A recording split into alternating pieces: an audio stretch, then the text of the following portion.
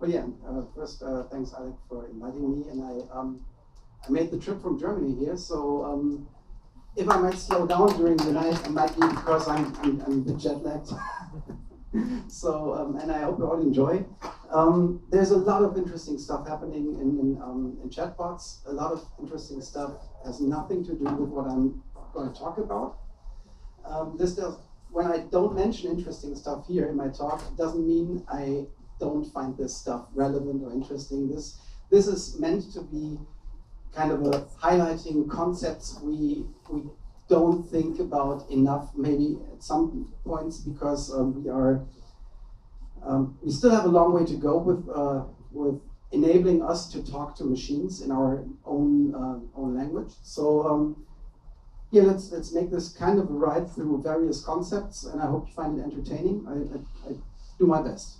So, well, yeah, that's the kind of vision we have when we think about talking to a computer in our natural language. This is kind of the vision we all kind of share, I guess, and what we grew up with, what we were socialized kind of with having that vision. I destroyed my mark where to stand for the camera. Anyway, so but more often than not, it's more like this. So we talk to a bot, and it really quickly goes off the rail. So and the problem with this is that the systems that we are designing today, chatbots and voice, I use bots basically synonymously for both, right? So there are differences, but I just talk about bots, yeah. So if the user doesn't follow the script, then the whole thing is done. Now, why would I think that having a free conversation with a computer is important at all? I think now this kind of illustrates as if I go with kind of this quick replies, then I have options.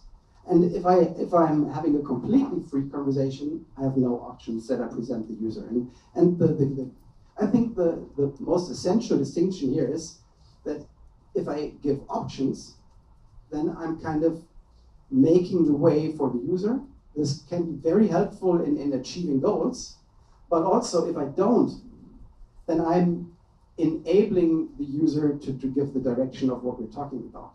And if we are looking a bit ahead of where we are going with these technologies in a few years, and what kind of scenarios we want to implement, and where this can be useful and value enhancing, then I think that situations where the user can direct the conversation towards a goal that's valuable to him, and that's the magic path, I guess. So we have to work towards the direction where the user drives the conversation, and not we kind of help them through. But so that's why I guess this enabling factor is very important. So and if we think about bots today, then the idea would probably boil down to the user says something, and it's not predefined as 1 or 2 or 3 or X options that the bot would answer, but basically the bot determines what would be the next best smart answer, right? So that's what and if you do this continuously, multi-step, then we are talking kind of a fluent dialogue, I would say. So this must as a terminology or for the beginning. So, but if we look at bots today, then it's kind of, well, disappointing sometimes, but where is that AI that we talk about when we talk about bots? And I kind of try to spot this, and there will be a moment of discovery later on, but a lot of bots don't really have a lot of AI. So in my opinion, and what we kind of have as a foundation, we believe in our company, Mercury.ai, is that if you want to have real dialogue with a machine, then this is not achieved through having really, really good natural language understanding, but more through the capability of having behavioral intelligence. Now, behavioral intelligence is kind of a thing that might let some of you think, now, what is he talking about? Now, first, 2 slides, and then first, I mean, if we are talking about natural language processing, this is basically, I'm simplifying very much, but this is basically a question of transforming data. Transforming data from letters, strings of letters, and this is something computers don't like, and turning them into structured data that computers like. And here is a lot of machine learning in there. There's very, very cool solutions there. But basically, whatever system you take today from Watson or from all the others, from Microsoft or from Amazon, basically what they all do is they take a message string and then they identify intents and entities. So, well, that's it. So we have structured data. Cool. But if we now consider what understanding actually means, then if I say something about the sports game I watched last night, then none of you is thinking in terms of intents and entities, but basically you have a conceptual understanding of what this means. You have a feeling that you maybe did that sport when you were younger and you hurt yourself really badly. You have a body memory of stuff. You have conceptual ideas about this. So this semantic triangle kind of is a kind of a counter idea to what we have here today with all the NLP products. So there's still a lot of way to go in natural language understanding, but that's not what I'm focusing on now. So I'm trying to get to the idea of behavioral intelligence, and now what does this mean actually? And a lot of people in the bot space come from computer sciences. So I mean, who has a background in computer science? Cool. And if we look at how we are approaching bots with machine learning, transforming unstructured data into structured data, this is what computer scientists like, right? That's what they do. And but how many people here come from a cognitive science background, maybe linguistics? Not so many. Cool. And that is what I expected. Not so many people in Chatbots do that. And this guy. And that was funny at Monash, when I mentioned this, I didn't put him as prominently here as he today, but I got retweeted on a sentence John Sear said. He's a professor, I think he made this statement in the early 60s, but I kind of think, well, I'm getting retweets for a 50-year-old scientific idea. All language is behavior. And the idea is when we talk, we are not just sharing information, we are acting, we are behaving in a certain way towards a goal. I'm trying to convince you to subscribe to an idea. So I try to clarify a position. So basically there are a few concepts here. You can classify them into 5 groups. It's not really important from my point now to go into depth, but I definitely suggest going to Wikipedia and reading about speech act theory. Interesting, might end up spending the night there. So, so what we have today with bots and NLP, we take care about this side a lot. We take care about the knowledge side of things, the data side of things. But what do we do about the behavior side of things, the action? And if we look at what we're finding in bots today, most of the time this is a decision tree. We're going down a decision tree, and then that's it. So we're talking about state machines. This is more like a pointer, you might think, because there are taxonomies for what kind of stuff that Sear suggested. So there's this taxonomy of dialogue acts, which it's really cool taxonomy of all the different actions you take when talking. So there is a lot of work in that direction, but as I mentioned, I mean, this is more or less coming from the linguistic side of things. So all you computer scientists, open up your interdisciplinary floodgates and get the ideas, and this might be really inspiring. So next I would like to go through a few different concepts of how we govern dialogue. So this is what I mentioned earlier. So this is kind of finite state dialogue management. This is the decision tree. This is what we all know, I guess. So this is what looks like this. Looking for a flight number, departure city, Los Angeles, day of departure. Now, this is how it should look. In reality, this looks like this. How can you read this in the back? You can't read it, sorry.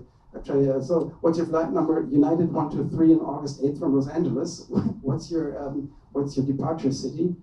I told you Los Angeles on August 8th. I'm sorry, I didn't understand. What's your city of departure? Los Angeles. What is your day of departure? You don't listen, you bloody machine, and so on, right? This is how things go. So if we talk about free flow dialogue, finite state dialogue management is not the way. It's cool for certain sequences, but it's not really cool for having a very flexible dialogue. So next thing that was kind of interesting in the bot space when some people introduced this, I think the guys from Assist had a really well-read blog post about it, where when they talked about random access navigation. In the scientific space, it's more called slot filling, or in the computer science space, it would probably be frame-based dialogue management. But the idea is that you have a frame of certain slots that you have to fill, and you have some control algorithms that basically determine the strategy of the bot to collect all the important slots to make that final call towards an API. So very interesting, and kind of towards the problem we saw before, this is kind of pretty good solution. So what's your flight number? United 1 through 3 on August from Los Angeles. Cool. It's that's it. So what we saw before now works. But this is only very limited to for very sorry, German out of the hat in English. So this is cool for very local challenges, but not for as an idea for a whole bot, right? And not for complex tasks. So there's another concept now. If you're going more into theories of how you can have dialogue systems deal with complex scenarios like this for a longer span of things, then you would have this information state approach, where you basically model the information state of both participants of a conversation, and you also model the joint information state. The problem with this is now that you, while it's focused on some concepts that we find in cognitive sciences, it's still the mechanism the bot has to arrange the dialogue moves they can make. This is very much still rule driven. So not a lot of AI here either, but good for quite complex dialogue systems. Now this is where the funny stuff starts. So now if we talk about inference-based dialogue management. So this is basically, we understand dialogue management as a planning task driven by a rational agent, and the behavior of this agent is determined by inference mechanisms. And these kind of inference mechanisms now are what we know from different forms of machine learning. So we can this is where machine learning is good at. So we combine explicit information from a message, and we combine this with knowledge that the system already has. We have an inferred knowledge, and then based on this, we can drive next dialogue moves and determine what action is really interesting. If you want to look in the market right now, for instance, who of you knows the open source NLP tool Rasa from Berlin? This is what they're doing basically. And now this enables us to do really cool stuff now.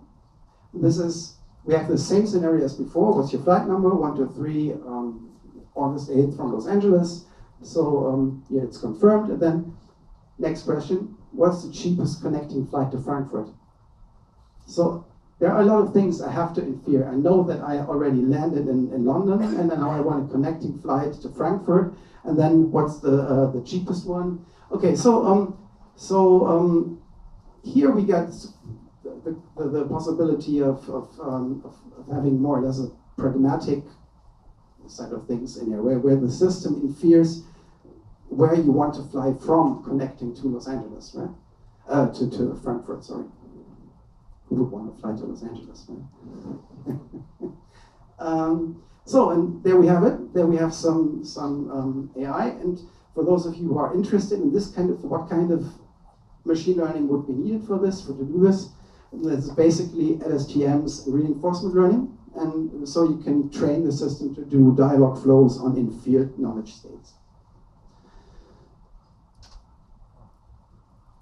I have no idea how many time, because now I'm basically starting the second half. Okay. Cool. If I'm fast enough, I could end up with some advertising for our company. So, no, but I started looking at what some stuff that we did that explains some of the ideas I showed in theory. We did a bot for the brand Maggi in Germany, where the bot is talking about recipes, and the challenge basically is to give help with. You have some ingredients, you still have stuff in the fridge, and you wonder what you can do with the stuff you have in the fridge, right? So the whole bot is in German, and since we also focus on building multilingual bots, which is not the topic tonight, but we have a little coverage of English to demo the capabilities, but you probably wouldn't have a satisfying result if you try yourself. But anyway, this is basically a German bot with a little bit of English capabilities to demonstrate the dialogue capabilities here. So it makes borscht. Hmm? It only makes borscht. It only makes borscht. Right. In this case, okay, now I go through some of UX aspects of the theoretical stuff I talked before. So now context. Now, if I have a challenge of leading a user through a conversation towards a relevant result, in this case, the right recipe to cook. Here we have the challenge of saying, probably it's hard for you all to read this, right? Now, first I asked what the, can I go back and have it run again? Well, anyway. And then we have this funny data law in Europe that you have to get the approval first. Anyway, well, it's not too bad, but a lot of people drop off at that point. So so we ask, what can you do? We say search for a recipe, and then okay, what do you like? What ingredients? And I say fish. And as a next step, I completely ignore the quick reply suggestions, and I say I want something spicy. And I say it doesn't matter how long it takes to cook that recipe. So so I want something spicy, and now what the system does, it says, okay, it wants fish and it should be spicy. The funny thing, now we are narrowing in the options. That is getting to a more relevant result. And now the next is I want something that also has meat. Now fish, spicy, and meat is probably not within the database. And this is true, it's not. And what the system does is, it says, there doesn't seem to be anything like this, but here's something that's close to this. So it ignores the fish, because you said the fish sometime earlier, probably it's not as relevant as the spiciness and the meat. So it gives you something like this. And so UX kind of takeaway from this is, if you're working with context in these kind of multi-step conversations, use context to narrow in the results, but also don't forget to open up again, because you really quickly end up at no results at all, but that's not where you want to go. Next would then be,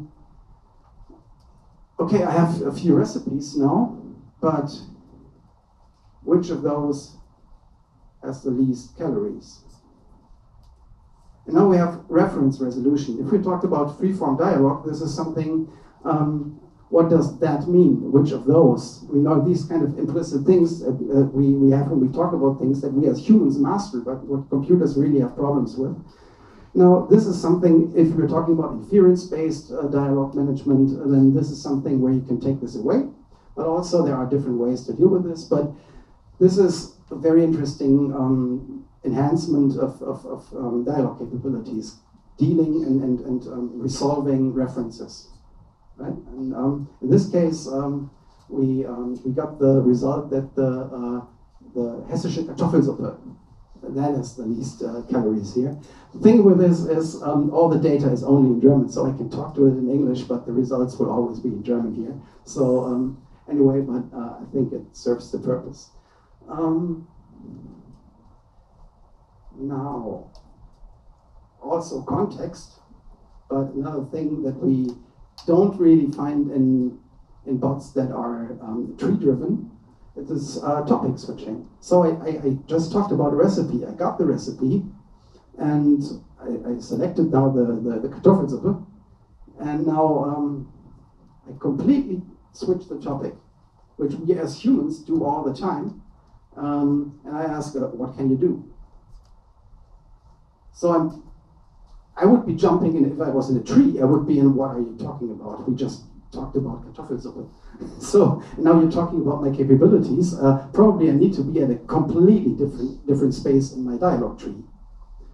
But in this case, I asked, what can you do? I get the result, and then I ask back on, how long does it take to make that recipe? Oh, takes 45 minutes. So the capability to keep context of the conversation, to remember what things you have been talking about, this is a very interesting aspect as well, because that's how we behave as humans. We are changing and jumping in context in our conversations all the time. So if we are building systems like this, then this is something that we should do also, right? So, what ingredients do I need? Also a question. Like, I mean, I'm referring to something very implicit. I have the recipe, and if you want to build this with conversation trees, you can do that if you pre-plan all this before. If you are, I mean, I see you looking at, and I know the product with the conversation creator, you would have to build all these kind of tree structures to do this, and it's possible, but it's a lot of work, and it gets. And if you look at these kind of trees that you are creating there, they are getting really, really complex and hard to maintain. So this is stuff that we want to solve differently. And if you have systems that can do these kind of inference here, then it makes our lives much, much, much better, and the user experience also more fluent. Now, context and topics, and I would say domains would be a pretty much interesting thing, because we are training our NLPs on domains. We're having knowledge basically arranged in domains when we talk about talking bots. Now, I think it helps to understand or to cluster your capabilities in terms of domain knowledge, like a bit like this, where you understand what is the key domain capability of your bot, right? What is your bot really strong at? In our case, it's the part where we have structured data that we can talk about. It's recipe data. This is the part here. Cool, I know what you want, and I have plenty of relevant info. I can behave accordingly. This is where I'm good at. Next to that, we have probably a space where we don't have the data, but we have some kind of other capabilities of at least understanding what the people are talking about, and we have something to offer. In our bot, this would be some information articles on ingredients, like giving you a video on how to cut a pineapple, for instance. Stuff like that. Something that we're not capable of doing conversation about, but this is, well, I'm still kind of comfortable in this green area. Now we're getting to the kind of self-protection of the bot, stuff that I know what you're talking about, but I have no capabilities of dealing with this. Now, how do I get back to the stuff where I'm comfortable with? So this is the kind of stuff, probably if you're talking about commercial applications, this would probably be stuff talking about corporate social responsibility of a brand, or some aspects that are not intended to be discussed in the bot, but you couldn't afford to not recognize them. So you have to have a fallback strategy for this, but you're not comfortable. And then you have this area that we want to avoid. It's the area of, sorry, I don't understand, I have no idea what you're talking about. You have a question? Well, why not, as a possibility, would you be able to build into the bot a green choice, so you're choosing organic, a recipe that might be geared toward produce that's in season for organic products, or mainly? Yeah, you can. I mean, but that's basically just a question of how you define your domain. Just as an extra question, not everyone cares. Yeah, sure. Okay. So if we're taking questions, so Maybe, yeah, quick, because I have some slides more. no problem. Can you give another maybe few examples of changing domain besides what is it that you can do? Because that seems like kind of Okay. easy. So if you look maybe as a quick example for this, to not stay with this for long. If you're starting a bot with any of those open or quasi-open NLP systems, they are all pre-trained. None of them is starting with 0, right? But if you are building a bot talking about football games and using an API.ai or Microsoft Lewis or Watson, you basically still have to retrain them into the direction of where you're talking about. So if you are building a bot and understanding the vocabulary of football, is very different if you're making a bot that is capable of assisting a physician in dealing with football-caused injuries, or if you're building a bot for an NFL team that wants to talk about the games and the players. So very different meanings with the same words. So domain really means kind of what are we talking about. If you want to extend certain kind of question capabilities within that domain, it's more a domain question and not so much a dialogue question. So bringing this back to a UX takeaway would be to have a strategy of dealing with these kind of off-topic questions, have a kind of a rebound functionality. And in this case, I think the example was, is it already through? I have no idea. Well, it's too small to read anyway. So if you ask the bot, how's the weather? It will say, well, I can't tell you how the weather is, but I'm quite comfortable talking about cooking and recipes. So then you could offer some quick replies that guide the way again, but this is all basic stuff. But the idea is to recognize the stuff that you are not capable of, and then bringing stuff back into the area where you're comfortable with. Then there is this one part that I would have liked to show it in English, but as you cannot read this anyway, I'm completely fine of just telling you. And this is a thing that is really something we were proud to have this achieved, but I think it's really hard to do. There's this disambiguation. Now, let's say I'm looking for a recipe, I want something with potatoes. I get some results, and then I say, and tomatoes. Now consider a different situation. I tell the system, I'm allergic to nuts. The system says, cool, I remember. And then you say, and almonds, which from an NLP point of view is exactly the same as and tomatoes.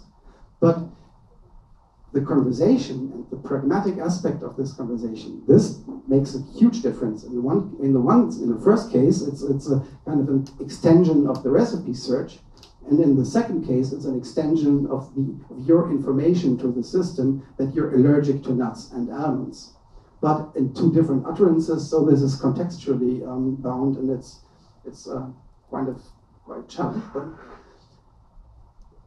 So, if we still have time, I would talk a little bit advertising, what we are doing, and try to make it fast. Yeah, make it fast, and we'll take a few questions. Cool. So, we're building a platform to basically let you create these kind of things. Currently working with enterprise launch partners like Nestle, Porsche, and some others in Germany.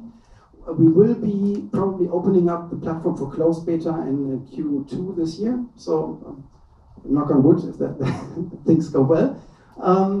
We're focused on these kind of sophisticated natural language bots, and then provide a kind of service that around that, what you need to deploy and use those things. But we could also, for instance, use our platform with different NLP tools like Watson or any others out there. So we understand that basically as a form of a Lego for conversational behavior. So our idea is that within a complex bot with a lot of user stories, you probably will have different governance approaches to dialogue for different user stories. So we have an architecture that we can kind of have components with different kind of dialogue behavior for different user stories, and then just make them plug them together, which is also very cool in the case when things get big and complicated. You don't have that single tree anymore, but you have modules that you can take out and replace, and makes things much more maintainable and task-oriented.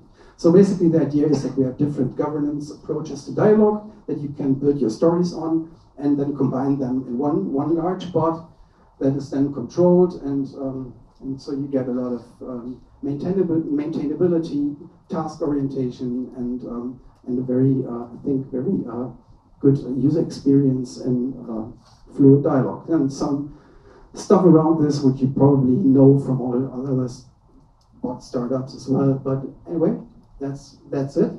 Time for questions. Thank you very much.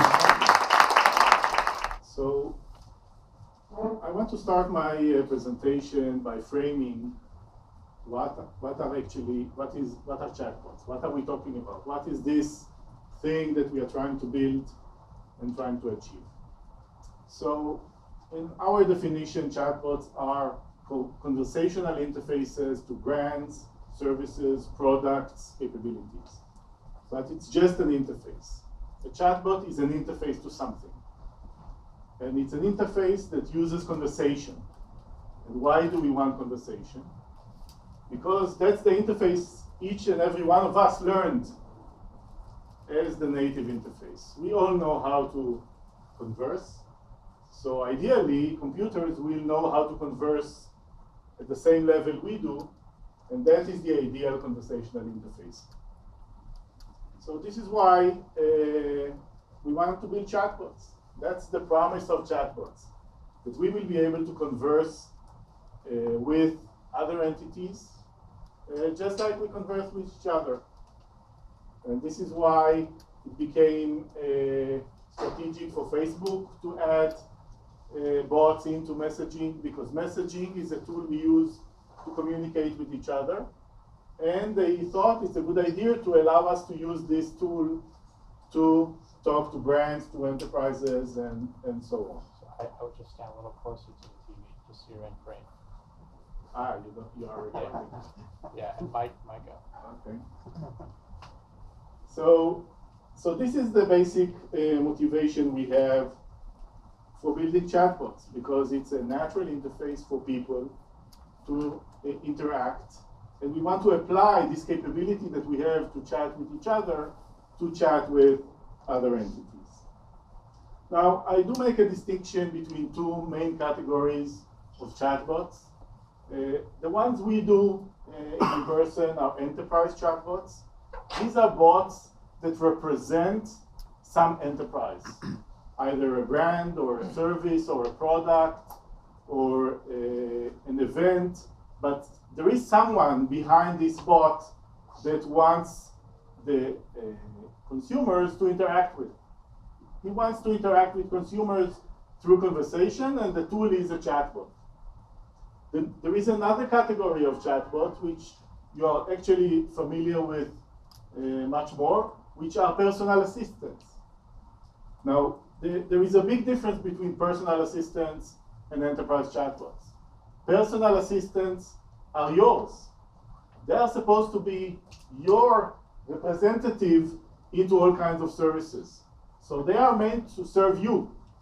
Let's remember, enterprise chatbots are not meant to serve you. They are meant to be an interface of an enterprise to you, to make it simpler for you to interact with the enterprise, to make it more approachable, but they are not yours. Now, personal assistants like Siri and Alexa and Google Assistant, they are not Google's, they are yours. They are supposed to help you achieve all kinds of tasks. Okay? Now, unfortunately, today, another distinction we can make is that personal assistants are not conversational. So they are not really chatbots. They are kind of one utterance chatbots. They can only take voice commands. They don't engage in conversation. So each input the user has is now isolated. There is no context, there is no memory, and it will never ask you a follow-up question. Maybe one follow-up question might happen from time to time, but definitely not more than that. So this is the premise we are currently working on. What we do is enterprise chatbots. We don't build personal assistants. Each of the chatbots we build is for an enterprise, a specific enterprise, and for a specific service. So it's either a specific product or a promotion or an event or a service. This chatbot is dedicated to that area of the enterprise that sourced us. Okay, so it was mentioned that each chatbot has a domain. In our case, it's very simple. The domain is what the customer wants. And we focus on that domain and we deliver the capability within that domain. Another attribute that we need to understand is that chatbots come nowadays in many modalities, and you need to prepare for that. You can have a text chatbot. You can have a messaging chatbot, which is a little more than text. It's text with images and some additional capabilities, maybe some buttons and stuff like that. You can have a website or an app chatbot, a chatbot integrated into a website or a custom app, a custom experience. So that also can be, you can give a messaging interface integrated into another experience. You can have chatbots on phone calls. Okay, so you can have a voice experience with a chatbot, and phone calls have very specific dynamics that are critical to understand. And you can have now chatbots integrated with smart speakers. So let's separate. Alexa is a personal assistant. The Echo is a smart speaker. So you can have on the Echo Alexa, but you can also have other chatbots. Okay? So it is more clear what is the distinction. Alexa is not, when you build a skill for the Echo, you are not building an Alexa thing. Alexa is a separate thing. You are building your own skill that runs on the Echo. So it's important to understand when you plan or thinking about building a chatbot that you need to think about all these different modalities. And these modalities are changing the way you interact because people interact differently in these different modalities. When people text each other, they use a certain dialogue style. When people talk to each other on the phone, it's something completely different. On messaging, it's already different. You have emojis and you have other ways of expressing yourself. So all these are issues that you need to understand when you're thinking about a chatbot. What is a chatbot? You need to remember the issue of modality. Chatbot can exist in many different places, and these are things you need to think about when you plan to build a chatbot. Now, let's maybe try to break the chatbot into the basic components, kind of the anatomy of a bot. Okay? And it's often overlooked. What do you need to have a complete solution? Okay, and I'm talking about end-to-end solution where from inception to production, what do you need? What are the components? So of course at the heart of it, and I will get into that in more detail the rest of the time, is a good conversation engine. That's the part that takes the user input and decides how to respond. And that's a complex entity by itself. But what you also need is connectivity. I mentioned the different modalities. So you need connectivity into messaging, or into websites, or into voice, or into smart speakers like the Echo or the Google Home. So that's a separate component. It's not core to the conversation capabilities, but you need to be able to connect to all these different delivery platforms that you will need for your bot. And another thing which is, in my definition, critical is you need the analytics at the end of the process. So many people think about this as a scientific experiment where we let the bot chat with people and we are very smart about it and we have a great conversation. But if you don't have all the persistence of all the conversations and the ability to analyze them and understand how were these interactions taking place, then this is not a complete chatbot solution. So I'm talking about the ability to converse, conversation engine, the ability to connect to the different modalities because the bot is not sitting in cyberspace, and the ability to analyze, to create the data and to analyze it post-mortem to make the bot better and better. And by the way, this is something that is part of building every bot. There is a cycle here. We call it a feedback loop. You cannot build a bot like in one go. You develop, you deploy, and the bot is perfect. It doesn't work. In the bot process, you must build in the feedback loop cycle. You build something, you deploy, you analyze the conversations, you improve, and you deploy again. So this is an ongoing cycle that you must go. There is no successful bot that doesn't do a feedback loop cycle. All the personal assistants do it. Siri, Alexa, they all improve over time. How do they improve? They analyze the data, they look at the conversations, and they make it better. So these are the basic components that every bot should have. Taking this a step further, we need to remember, maybe this is trivial, but I think it's often overlooked, is that a bot is part of an enterprise architecture. A bot requires everything that you will typically have in an enterprise architecture. You need scalability, you need redundancy, you need everything that an enterprise application needs in this kind of solution. Now, it's a new type of solution. It's a chatbot. It's not an ERP system. But it still requires all those basic capabilities of redundancy, scalability, management. You need a very solid process. Since bots are changing a lot more than other types of software, you need a very robust change management process where you can easily apply changes to the bot. Let's say you created a bot and it's out there deployed, and now you need to change something. You analyze the data and you want this process to change. How do you do that? You need to put it in while it's still talking, because this is a 24/7 kind of activity.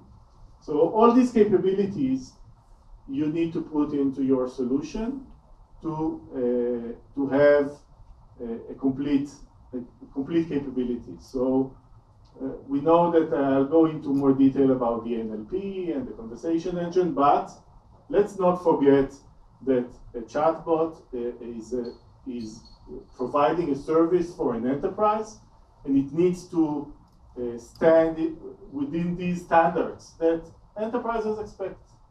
So when you talk to, I don't know, Disney or National Geographic, they don't take excuses. I mean, you cannot tell them, yeah, I need to update the bots, it will be down for 2 hours. That's ridiculous. I mean, it will not be acceptable. So you need to think ahead before you get into these kinds of implementations to make sure that you are not kind of running into it wildly and then suddenly you cannot handle it. So these are things that you need to plan ahead to make sure that you can deliver.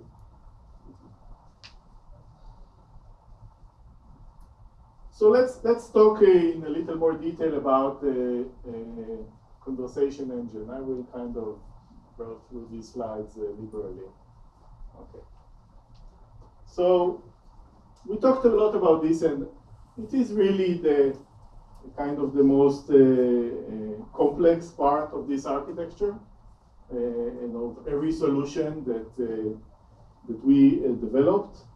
And it involves, as you can see, it involves many components. These components, in our case, are all custom built. We have been building conversational interfaces for over 18 years. And over these years, we built all these capabilities into a platform that we use for serving our customers. And let's touch a few of these kind of lightly and understand where they are. Now, I think like the colleague before me mentioned, the most important part of a conversational chatbot is not the NLP. Okay? The NLP is part of it, but it's not the most important part. Because the NLP is not an algorithm for conversation. It's an algorithm for structuring data if you want, making abstract data into complex data or whatever.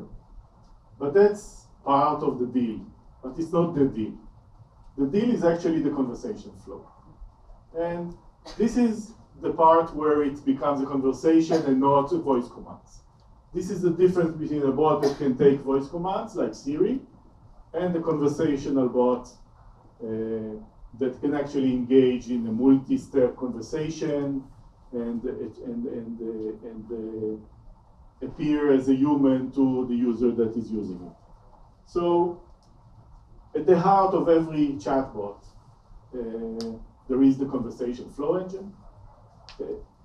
At least from our understanding of the capabilities in the market, there are no good solution for that.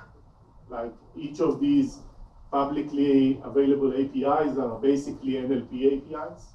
So they cover, to some extent, the NLP, but they hardly do anything about the conversation flow engine. That's a major component. That is the actual component that drives the bot, that drives the conversation.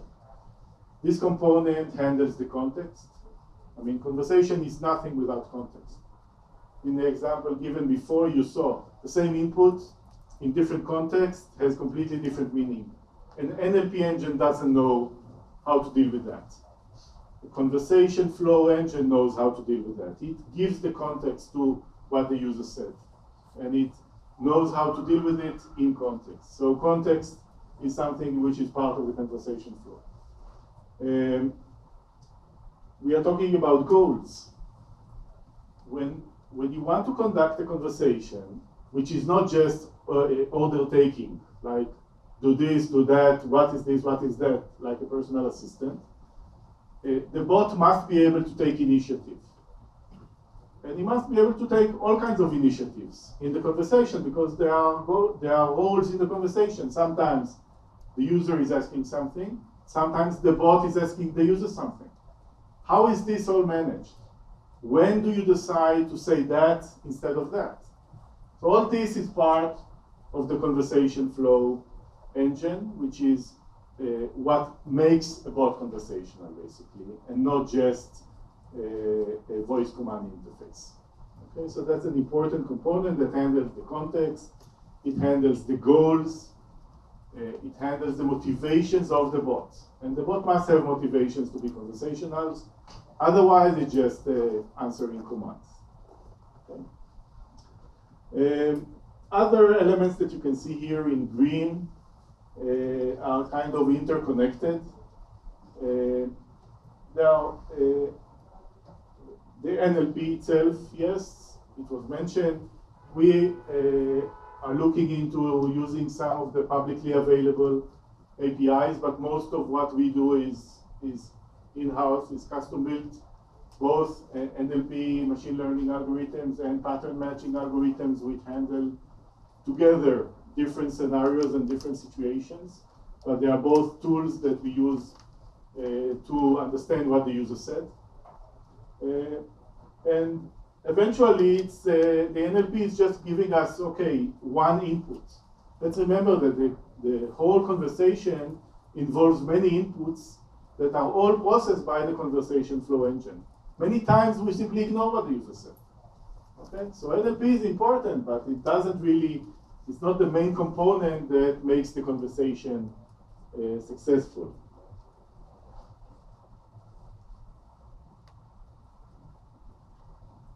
A few things that maybe I will mention about NLP. NLP, to be effective, requires a lot of cleanup. Okay, so when we talk about contextual NLP, and this also relates to the connectivity, different platforms provide the user input in different ways.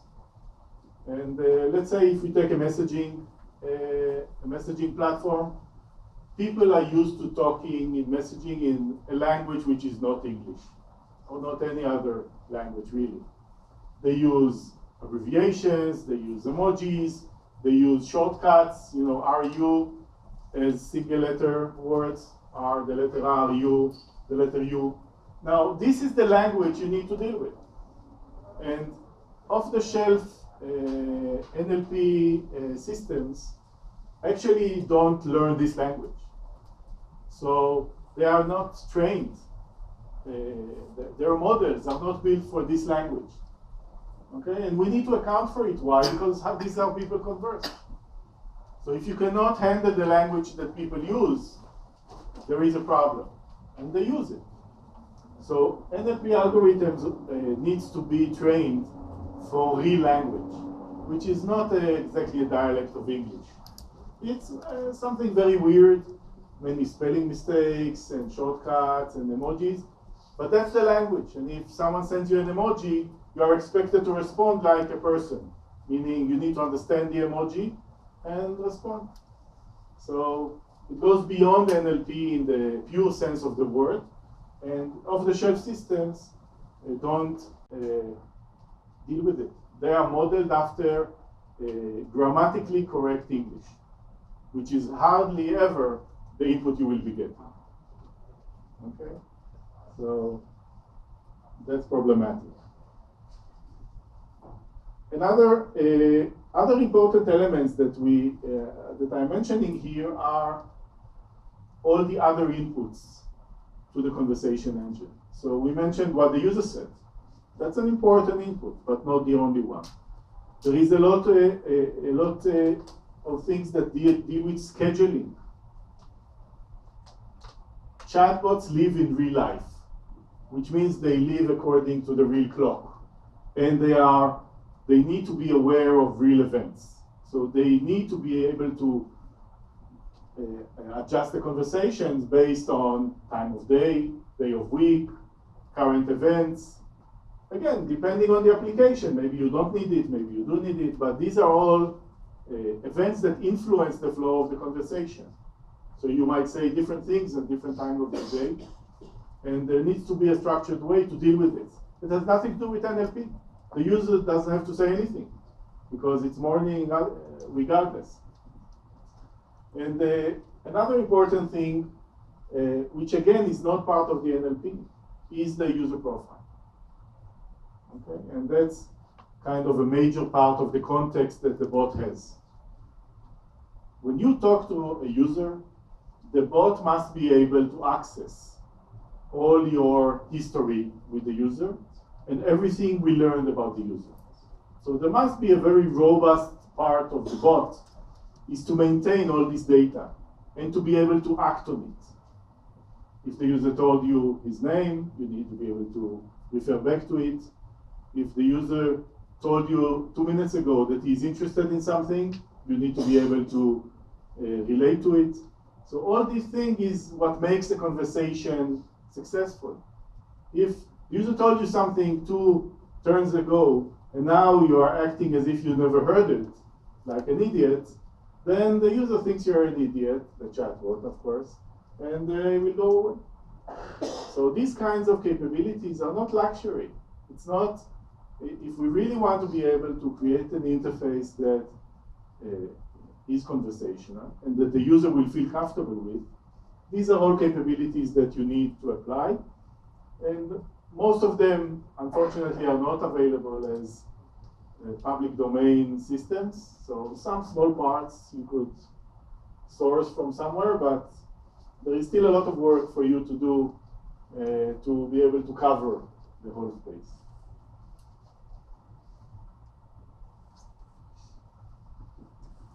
Now let's talk a little about the enterprise process, because I mentioned that what we build are bots for enterprises. Okay, and we ourselves are not building bots for consumers, so we are not building personal assistants. We only build bots purpose-built. So we use the platform we have and the technology we created over the years, and we apply it to specific domains, specific customers, specific use cases. So first of all, just as a general, if you want warning, the enterprise, selling to enterprises is long and expensive. The sales cycle is long, the requirements are crazy. You are expected to do all kinds of things that typically you would not be doing. And basically, the enterprise is not buying a chatbot from you. He's buying you. Okay, that's how he sees it. He's taking you and whatever you do, and basically they own you for the duration of the project. At least that's how they see it. But you have to act as if it's true, because that's how enterprises run their businesses. So that's, I don't know if you've been with sales cycles with enterprises, but they are very difficult, very demanding. The upside is you can charge more. So if they are buying you, at least, you know, they have a good price they attached to it. Now, but there are specific interesting things that we need to understand about chatbots and enterprises, okay? And the way enterprises look at these kinds of solutions, at least the ones we worked with, okay, is as I defined enterprise chatbots in the beginning, which means the chatbot is the enterprise. Is representing the enterprise as any sales agent, service agent, advertising, website, any consumer-facing activity that the enterprise does, the chatbot becomes part of that, which means it has to be perfectly aligned with the brand voice, the brand messaging, the brand values. There needs to be an adjustment which is not skin deep. The chatbot needs to become part of that enterprise. Okay, and they feel very strongly about it. And the fact that the chatbot mimics a human makes it even more demanding, because they are presenting themselves with a human voice to users, and they want this human voice to be perfect to that enterprise, okay? And I will give an example which is actually maybe sounds not typical in the chatbot space, but when we built bots for Disney, these were not utility bots, okay? These were entertainment bots, promotional bots, and they were modeled after Disney characters. So we had Miss Piggy, which is part of the Muppets brand, as a chatbot. Now, Miss Piggy for Disney is a multi-million-dollar asset. Okay, and Disney entrusted us with having Miss Piggy, okay, the superstar, chat as if it's Miss Piggy with users. Okay, so we need to understand the sensitivity of this kind of representation. It was on Miss Piggy's page, official page, and it was speaking in Miss Piggy's voice. Think of the damage we could have caused Disney if we fucked up. Okay? So this is the level of trust that you need to give the enterprise customer, meaning it will be as good as your best salesperson, as your best marketing representative, as your best service agent, It must be to that level. Okay? No compromise. No kind of, you cannot round the corners in that area. Okay? Yes? So who did you use as a member of your team for psychodemographics or psychological and cognitive analytics to ensure that this was the voice of Miss Piggy? Okay, Do so you have a psychologist with Miss or Piggy, cognitive specialist? yeah, we had. I can explain about the team a little. First of all, we had the Miss Piggy team. They vetted every utterance we made. Every word had to be a Miss Piggy sanctioned word. The bot could not say anything that was not sanctioned by Miss Piggy official writers. And this is something you need to think about. And by the way, it's not unique to Disney. We are dealing with other brands, you know, even car brands, Hyundai, okay, we have a bot running now for Hyundai. They also want to vet every word to make sure that it complies with the Hyundai brand or the Disney brand or any other brand. They have very specific about it. The bot can only say something that was vetted, okay? So that was the writers from their side, and we had to vet every word. Another thing is that our team is comprised of half developers, meaning people like me, geeks. The other part are actually in the field of script writing. These are all people who write scripts for movies, for television, and they are the ones that, for us, take the part of the behavioral sciences, if you want, and they take care of making this bot come alive. Okay, because us as engineers, we have no idea how a bot is human-like. And they know how to apply the skills of conversation and dialogue into the technology in a way that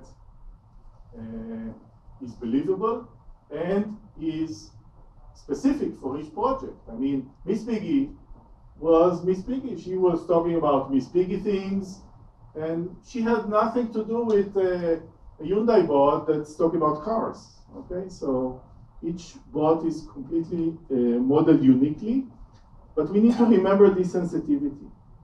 Sensitivity on the brand when you do an enterprise chatbot is huge. Okay.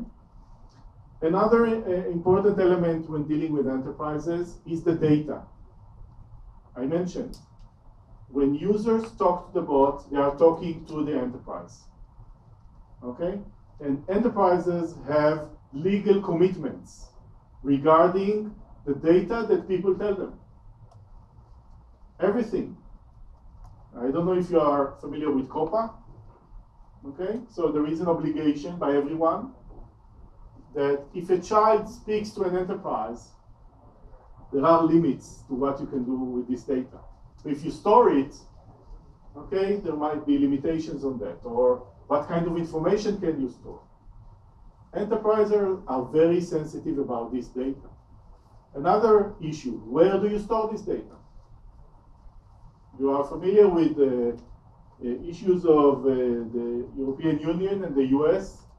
If you store an American enterprise data in the EU or vice versa, it's not trivial.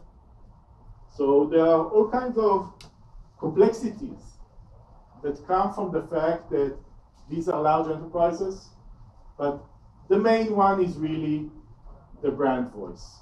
You need to remember that we are entrusted with the brand itself, and it's the way it is perceived in the public, and there are no compromises on that.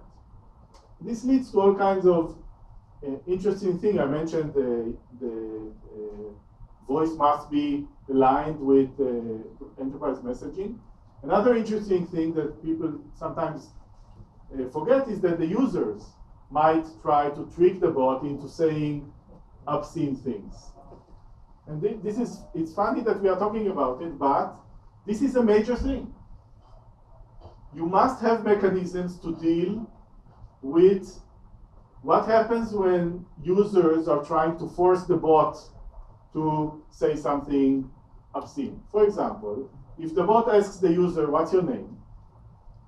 Okay, and the user's answer with the N-word, and then the bot says, hello, N-word. Okay?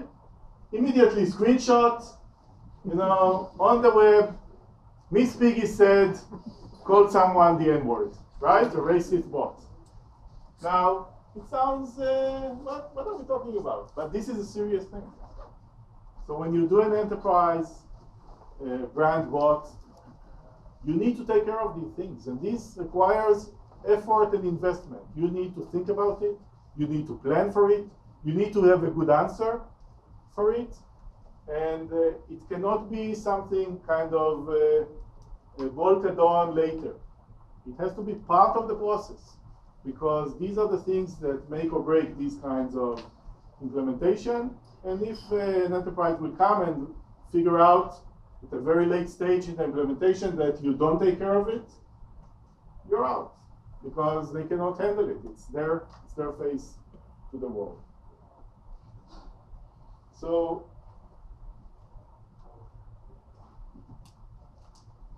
I will end with a few words about imperson. Imperson was established 4 years ago with the goal of building enterprise chatbots that cover the sales and marketing cycle of organizations, of enterprises. We build custom bots for enterprises based on proprietary technology that we developed over many years. We actually started building this technology of conversational interfaces even before year 2000 in Israel.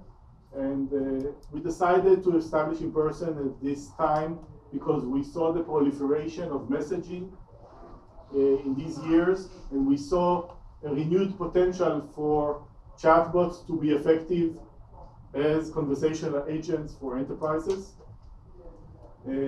So we continued and evolved our technology to support these new emerging platforms like personal assistant, smart speakers, messaging, all the recent activity in that area. But eventually we are still applying the same principles that we were working on for many years of a conversational interface that is trying to bridge the gap between how people work with computers by teaching computers how to converse in a human-like way. And that's what we are doing ever since. Thank you very much. Thank you.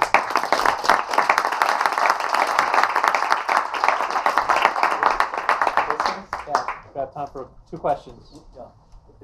In your history, or has there ever been a requirement, or do you think about there might be 2 agents in a conversation talking to a customer or prospect? In other words, it's always a given that there's one. Yes. Yes.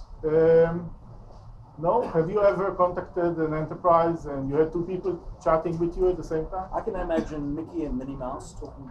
That would be Entertainment experience. maybe. So far, we didn't have such a requirement. It's possible, but nobody asked us to do that. Suggested to be. Yes.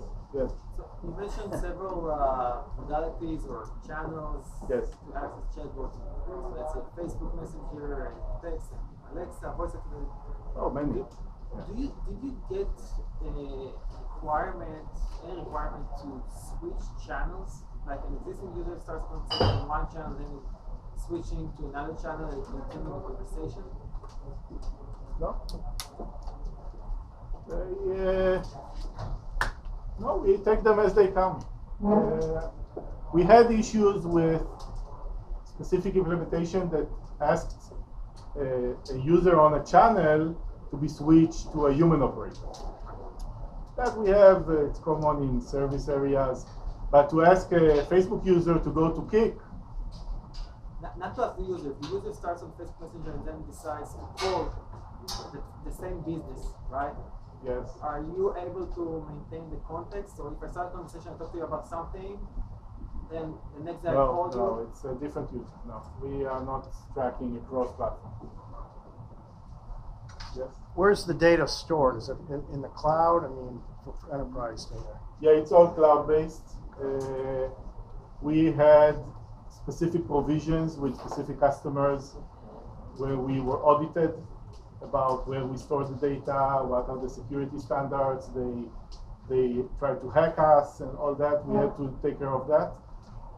Some of them will not allow you to store the data in your facilities, but in that case you will work with them to save it in their facilities. So far we didn't have anyone insisting on that. It wasn't that sensitive, but we do have customers that require us to erase the data after some time because of all kinds of other limitations. Data is very sensitive for them.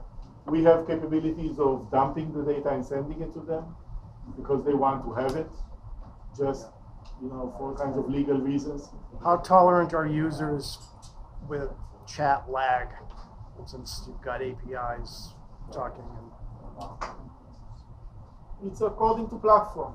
You mean the response lag? Like, you have any gauge of how tolerant the user is with the lag of a chatbot? You mean the time it takes to respond? Before they start swearing at it, and, what the hell's going on No, here? we never had any issues. We are talking about response times, which are sub-second, typically. Okay. There are issues, there are platforms which are more demanding. For example, during a phone call, psychologically, people expect a very fast response time. Very fast. When they talk to the Echo or Alexa, they are very tolerant. Alexa might answer after 5 seconds. In a phone call, 5 seconds will be considered dead silent. So it's depending on the platform, but we never had an issue, a significant issue of lag. I mean, this platform responds in sub-seconds, always, and if it's the lag to reach the user is usually not that problematic. So never had a big issue there. Yes. All right. Sorry, we gotta wrap up. That's it? Yeah. Thank you very much.